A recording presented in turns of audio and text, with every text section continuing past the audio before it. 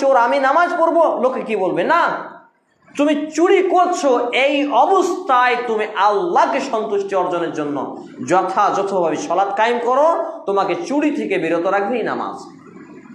আমি বলেছি, হে যুবক, তুমি অবৈধ সম্পর্কে জড়িত আছো, গার্লফ্রেন্ডের সাথে হাই হ্যালো করো, তোমাকে বলছি তুমি এখান থেকে ফিরে আসতে পারো না, তোমার এই কাজ এখনো ধারাবাহিক চলমান, তাহলে তুমি এখনই সুন্দরভাবে অজু করে আল্লাহর সন্তুষ্টি অর্জনের জন্য যথারীতিভাবে 2 রাকাত সালাত আদায় করো, নামাজ কায়েম করো, কাকুতি মিন্নতি করে আল্লাহর কাছে কান্নাকাটি করো, ইনশাআল্লাহ তাআলা তুমি এই অবৈধ পথ থেকে পরিত্রাণ পাবে।